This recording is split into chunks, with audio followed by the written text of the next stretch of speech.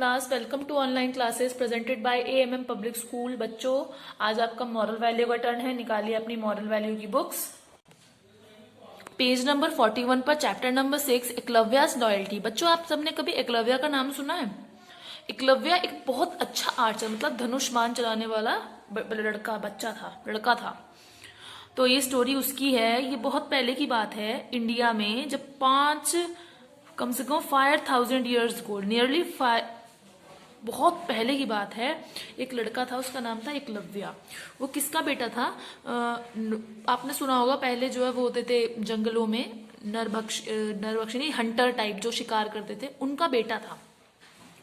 तो एकलव्य बहुत ही ब्रेव, बहुत ही स्ट्रांग और बहुत ही हैंडसम था, बहुत सुंदर था और सब उसे बहुत प्यार करते थे। उसके फादर जो थे वो हेड थे, मतलब उनके जो हंटिंग करते हैं, हंटर जो होते हैं, हंटर मतलब जो शिकारी होते हैं, उनके हेड थे। तो उसके फादर की सब रिस्पेक्ट करते थे। तो एकलव्य बहुत उदास रहता था। तो उसके फादर उससे एक दिन पूछने लगे, बेटा तुम इतने उदास क्यों रहते हो? तब उसने बताया, फादर मुझे जो है धनुष बाण चलाना सीखना, धनुर्विद्या सीखनी। क्या सीखनी है? धनुर्विद्या। मुझे एक बहुत अच्छा आर्चर बनना है, जो धनुष बहुत अच्छा बनना है, और मैं ये सब सीखना चाहता हूँ द्रोणाचार्य से, जो हस्तिनापुर के ग्रेट।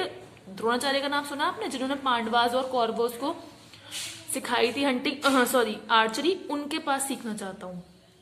तो एकलव्य के पापा शांत हो गए, क्योंकि वो जानते थे कि वो एक ट्राइबल, मतलब एक हंटर थे और द्रोणाचार्य उन्हें नहीं सिखाएंगे।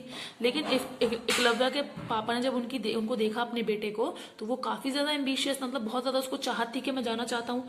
तो उन्होंने उनको रोका नहीं, तो उन्होंने उनको द्रोणाचार्य के पास भेज दिया। तो एकलव्य चले, उन्होंने अपना रास्ता तय किया, जंगलों जंगलों पहुंच गए हस्तिनापुर, जहाँ गुरुकुल था द्रोणाचार्य का। तो वहां पर पहुंचने के बाद गुरु द्रोणाचार्य वो जानते नहीं थे, क्योंकि उन्होंने कभी देखा ही नहीं था। तो वहां पर वो देखते हैं कि बहुत सारे प्रिंस थे, बहुत सारे बच्चे जो थे प्रैक्टिस कर रहे थे धनुर्विद्या की। तो उन द्रोणाचार्य, वहां पर एक मैन खड़े थे, मतलब एक आदमी खड़े थे, उनको इंस्ट्रक्शन देते कि तुम इस तरह चलाओ या इस तरह, उनको इंस्ट्रक्ट कर रहे थे। तो एकलव्य ने सोचा कि यही होंगे गुरु द्रोण। तो वो उनके पास जाकर उनसे पूछने लगे, उनसे बोले, उनके जाकर उन्होंने क्या करा, एकलव्य उनके पास गए और उन्होंने जाकर उनके सामने अपना सिर झुकाया, तो बोर्ड मतलब उनको सिर झुकाया, उनको प्रणाम किया। तो जो गुरु थे वो देखकर सरप्राइज हो गए कि आप कौन हो तुम? तो एकलव्य बोला कि मैं ट्राइबल चीफ, यानी कि मैं हंटर्स के चीफ का बेटा हूँ, हस्तिनापुर के जो जंगल है वहां से आया हूँ। प्लीज मुझे आप अपना शिष्य बना लीजिए, और मुझे भी ये आर्चरी सीखनी है, मुझे बहुत अच्छी आर्चर बनना है। तो द्रोणाचार्य बोलते हैं कि अगर तुम एक हंटर के बेटे हो तो जरूर एक शूद्र होगे, मतलब बहुत लोएस्ट फैमिली से, समुदाय से बिलोंग करते होगे, और मैं एक ब्राह्मण हूँ, मैं उच्च जाति के लोगों को सिखाता हूँ, तो मैं आपको नहीं सिखा सकता। तो क्योंकि मैं रॉयल टीचर हूँ, मतलब मैं राजा महाराजा को सिखाता हूँ। प्रिंस अर्जुन जो थे ना, वो बीच में बोल पड़े। तो guru has been appointed by the king to train us. Arjun जो थे ना, वो बोल पड़े कि गुरु जी को हमारे लिए रखा गया है, वो हमें सिखा रहे हैं और तुम्हें नहीं सिखा सकते, क्योंकि तुम जो हो एक छोटी जाति के वो। तो एकलव्य को बहुत दुख हुआ। उन्होंने सोचा कि अर्जुन ऐसे बात कर रहे हैं कि, क्योंकि अब उनके फादर भी, एकलव्य के फादर भी अपने लोगों में चीफ थे, कि हम तो कभी ऐसे किसी से बात नहीं करते, कोई हमसे छोटा है तो क्या हम उससे तरह से बात करेंगे। लेकिन उसको बहुत बुरा लगा, द्रोणाचार्य ने तो रपट मना कर दिया, तो वो चले गए। अब जाने के बाद उन्होंने जो है सोचा कि मैं अपने आप गुरु द्रोण से ही शिक्षा लूंगा।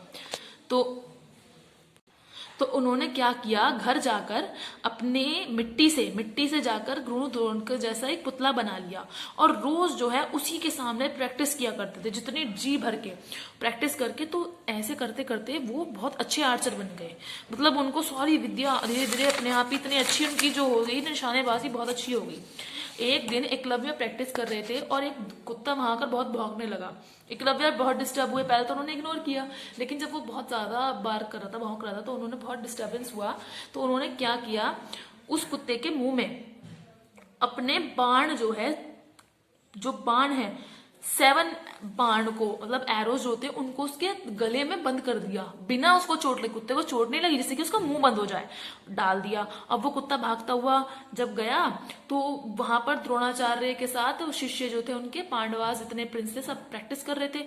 तो जब गुरु द्रोण ने वो कुत्ते को देखा तो वो कहने लगे, अरे ये इसको किसने बंद किया है इसका मुंह, और जिसने भी इसका मुंह ये बंद करा है वो बहुत अच्छा आर्चर है, तो भाई अब हम उससे मिलना चाहिए। तो वो उसी डायरेक्शन में चल दिए प्रिंस के साथ। तो वहां पर जाकर देखा तो वो एक लड़का था, तो उनसे बोले, तो जैसे ही एकलव्य ने देखा वो तो जाकर उन्होंने सर झुकाया अपना कि आप जो है, उन्होंने सर झुकाया तो गुरु द्रोण बोले कि तुमने किससे सीखी ये विद्या, तुम कौन हो। वो सर झुकाया तो द्रोणा जाके उनसे पूछा कि तुमने किससे सीखी ये विद्या। तो उन्होंने कहा मैंने आपसे सीखी। तो कहा मैंने तो तुम्हें कभी नहीं सिखाया, तुमने कैसे सीख ली। तब उसने कहा हाँ गुरुजी मैंने आपसे ही सीखी है, याद है जब मैं गुरुकुल आया था और आपने मुझे विद्या देने से मना कर दिया था, जब मैंने आपकी ही पूजा करी और मैं आपकी ही स्टैचू के सामने डेली अपनी प्रैक्टिस करता हूँ और आप ही मेरे आइडल हैं। आपने तो मुझे मना कर दिया था सिखाने के लिए, लेकिन आपकी मूर्ति ने मुझे कभी मना नहीं करा और उन्होंने मुझे बेस्ट सिखाया। तो अब जो थे अर्जुन जानते हैं, बहुत बड़े आर्चर, सबसे बेस्ट आर्चर थे। तो उनको ये बात हजम नहीं हुई कि एक हंटर का बेटा मेरे से भी ज्यादा अच्छा कर सकता है। तो उन्होंने गुरुजी से कहा कि आपने तो मुझसे प्रॉमिस किया था कि आप मुझे सबसे बेस्ट बनाएंगे, तो फिर कैसे ये एकलव्य आपके लिए आपका बेस्ट हो गया। तो द्रोणाचार्य को एकलव्य की जो भक्ति थी गुरु के प्रति बहुत अच्छी लगी, लेकिन उन्हें उनका प्रॉमिस था अर्जुन से। तो उन्होंने क्या करा, उन्होंने एकलव्य से पूछा कि क्या अब तुमने मुझसे सीखी है, तुमने मुझसे सीखी है, मेरी मूर्ति सीखी, बात तो एक ही है, तुमने सीखी तो मुझसे ही है, तो मुझे तुम गुरु दक्षिणा नहीं दोगे। तो उन्होंने कहा हाँ गुरुजी जो आप मुझे कहेंगे मैं वही गुरु दक्षिणा दूंगा। तो उन्होंने कहा मुझे आपके राइट हैंड का जो है अंगूठा चाहिए, उसको काट कर मुझे अपने राइट हैंड का अंगूठा काट कर दे दो। तो सब चुप हो गए, सब जितने वहां प्रिंस थे सब चुप हो गए कि गुरुजी क्या मांग रहे हैं, ये इस ऐसे ही देगा तो ये तो कभी चला ही नहीं पाएगा तीर्थ बाण। तो पहले तो एकलव्य भी थोड़ा शांत हुआ, लेकिन क्योंकि उसके गुरुजी ने उससे मांगा था, उसने बिना हिचकिचाए अपने राइट हाथ के अपने चाकू से काटकर गुरुजी के पैरों में रख दिया। ये देखकर गुरुजी बहुत ज्यादा इंप्रेस हो गए कि मैं, और एकलव्य ने कहा कि गुरुजी आज मैं बहुत खुश हूं कि आपने मुझे अपना शिष्य स्वीकार कर लिया, क्योंकि आपने मुझसे गुरु दक्षिणा ली है, मतलब कि आपने मुझे अपना शिष्य स्वीकार कर लिया। ये देखकर गुरु द्रोण थे ना, वो बहुत ज्यादा खुश हुए और उन्होंने आशीर्वाद दिया उनकी लॉयल्टी के लिए कि तुम सच में, और तुम बहुत अच्छे वो बनोगे, आर्चर बनोगे, बहुत अच्छे धनुर्विद्या सीखी है। उनका प्रॉमिस अर्जुन के लिए भी नहीं तोड़ सकते थे वो, क्योंकि उन्होंने अर्जुन से प्रॉमिस किया था कि उनको अच्छा बनाएंगे, इसलिए उन्होंने एकलव्य का अंगूठा कटवा दिया।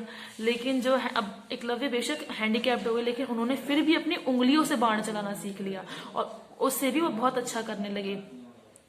जब गुरु द्रोण को पता चला कि वो अपनी उंगलियों से बाण चलाते हैं और अब भी बहुत अच्छे आर्चर हैं, तो गुरु द्रोण ने उन्हें खूब ब्लेसिंग्स दी कि तुम मेरे सबसे लॉयल और सबसे ब्रेव स्टूडेंट हो। जो महाभारत, बच्चों जब महाभारत आपने कभी देखी हो तो उसमें एकलव्य का जिक्र भी किया जाता है, क्योंकि एकलव्य को गुरु द्रोण ने बहुत अच्छा आशीर्वाद दिया था, क्योंकि उन्होंने उनके कहने पर अपना अंगूठा तक काट दिया था। तो इस चैप्टर का आपका यही मॉरल है कि क्या मॉरल है इस चैप्टर का, देखा आपने कि एक गुरु के लिए बच्चे के, एकलव्य के मन में कितनी रिस्पेक्ट थी, उनके मन में कितनी रिस्पेक्ट थी कि उन्होंने अपने गुरु के कहने पर अपना अंगूठा भी काट कर दे दिया। और उनके अंदर स्पोर्ट्समैनशिप थी। स्पोर्ट्समैनशिप मतलब जिसको सीखना होता है ना बच्चों, वो उसको किसी की जरूरत नहीं पड़ती, क्योंकि अब एकलव्य ने तो मूर्ति के सामने सीख लिया था, है ना। हम सोचते हैं कि कोई हमें सिखाने वाला चाहिए, नहीं, आप सोचते हैं कि कोई पढ़ाने के लिए टीचर ही सामने हो चाहिए, ऐसा जरूरी नहीं है। अगर आप अज्यूम करें कि टीचर सामने है तो आप खुद भी पढ़ सकते हैं। जैसे एकलव्य ने अज्यूम किया कि वो गुरु उसकी मूर्ति में है, तो उन्होंने उससे ही विद्या सीख ली। इसको कहा जाता है लगन। तो बच्चों यह चैप्टर अब कंप्लीट हुआ। क्वेश्चन आंसर्स बुक वर्क आपको भेज दिया जाएगा, कॉपी में कीजिएगा। Thank you, have a good day, bye.